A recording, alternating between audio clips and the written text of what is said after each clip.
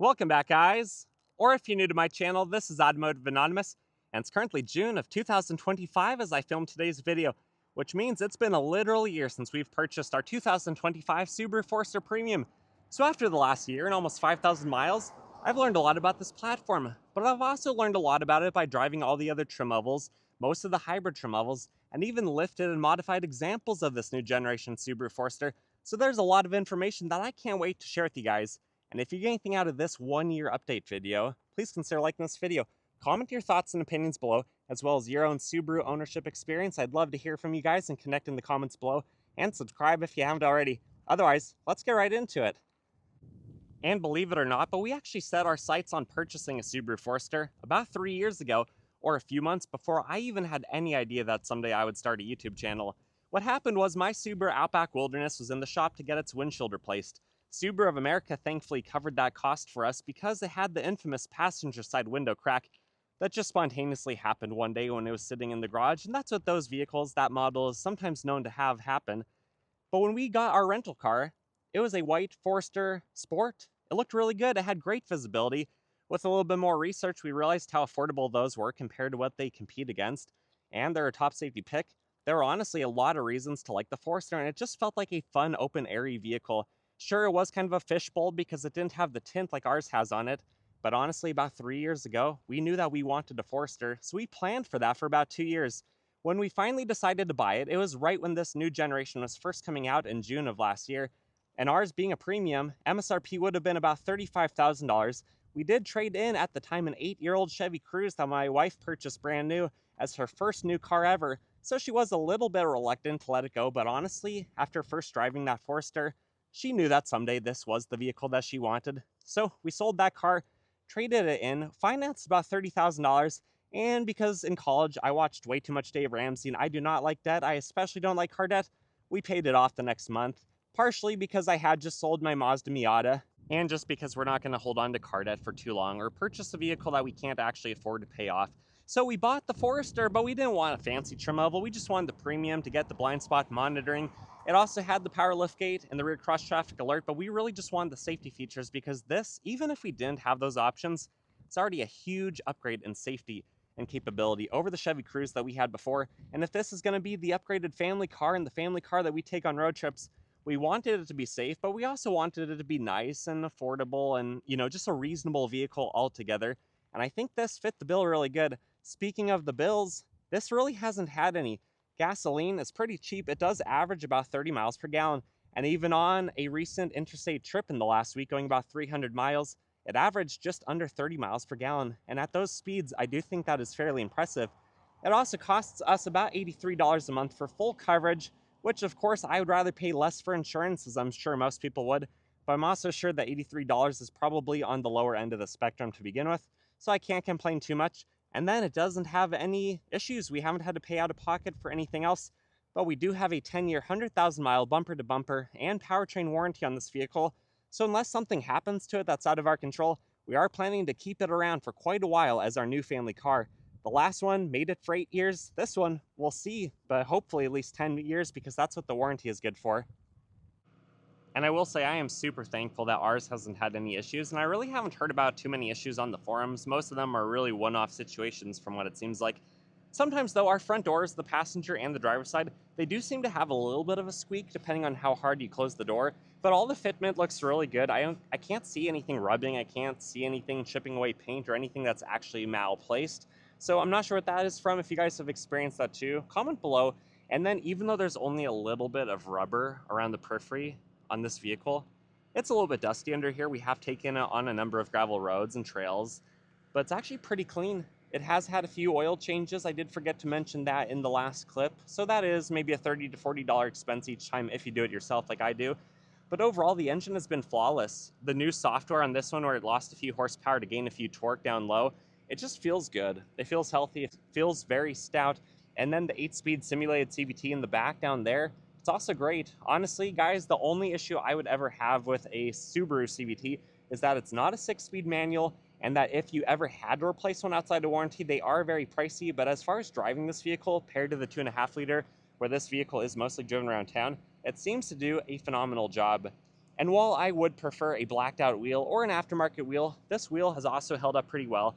Being only about 17 inches, it has really good sidewall, and at 4,500 miles, we still have around 930 seconds to tread, so these all-season Geolandar tires have also done fairly decently. So I would expect at least 30,000 miles out of them, and that's pretty cool.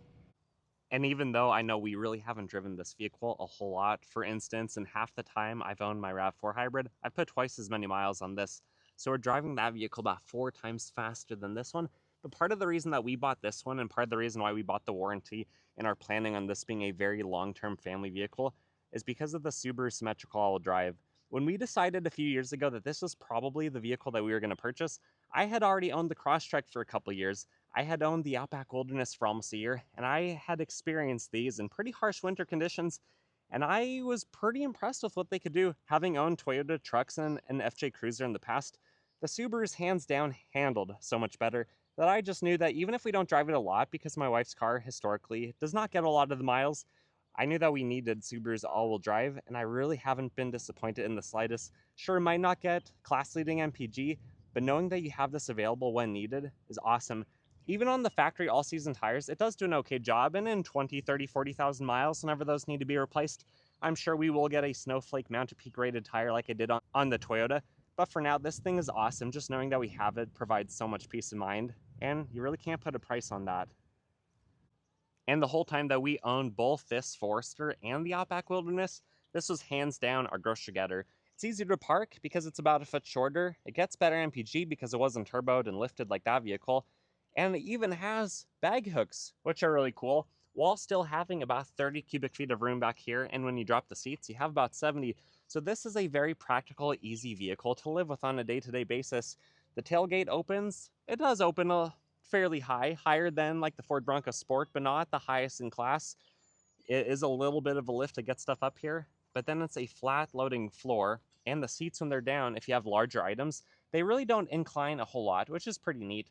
But we drove this a lot. This was our grocery getter car until we got the RAV4, because it's very similar in dimensions, similar in parking, similar in driving. It gets a lot better MPG, and because that's more of my daily driver, that is a little bit funner to drive for me, just to try to hypermile the car.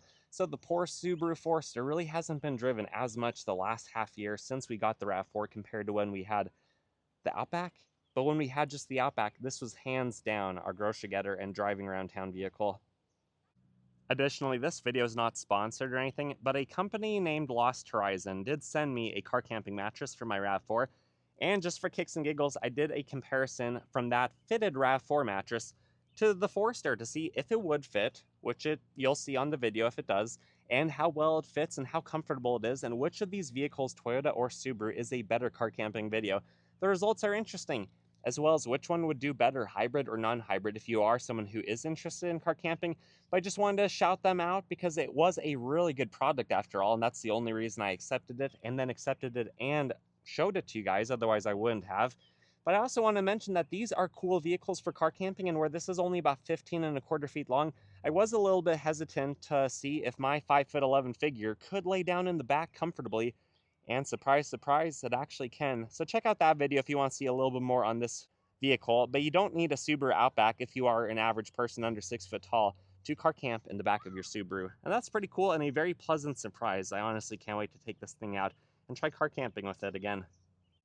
And one of the last things I want to mention before wrapping this video up with my final thoughts is I absolutely love, for $35,000 MSRP, being a low trim level, only being the premium with the blind spot monitoring package, that this vehicle has so many adaptive and passive safety features. With the rear cross traffic alert, that has saved us a few times pulling out of Costco and Walmart and the normal stores that we all shop at. Having all the adaptive cruise control settings, lane keep assist, blind spot monitoring, like I mentioned, this vehicle is just awesome. And the more vehicles I drive, the more competitors I drive to this, the more I realize how good Subaru's all-wheel drive system is and how good their safety systems are, because a lot of the competition in their current generation just don't match this. This still is hands down awesome. It's way better than my same generation Toyota RAV4. The new generation is going to have an updated system. I honestly doubt it's going to be better than this. Maybe it's going to match this. But overall, this vehicle is designed around the person. Great visibility, great safety, great everything other than the 11.6-inch screen. I really don't like I really don't like how long it takes to turn this thing on, to change the climate controls, how easy it is to miss buttons, having to turn off auto start stop. I don't like this part of it. I wish we had physical controls like the carryover year Forester Wilderness or the last generation altogether. But other than that, I absolutely love this vehicle. I think it's really good, and I have no regrets or reservations in recommending it to you guys. So after 1 year of owning this vehicle, I think it's safe to say that this was the right choice, at least for us. I know it's not for everyone. This isn't the best-selling compact crossover. That title goes to the Toyota RAV4, and even the Honda CR-V really outsell the Forester. But for a lot of us who do purchase these, I think we buy them because we know that they're safe, that they're capable, that they do a lot of things well, and overall they are very well priced compared to a lot of the competition.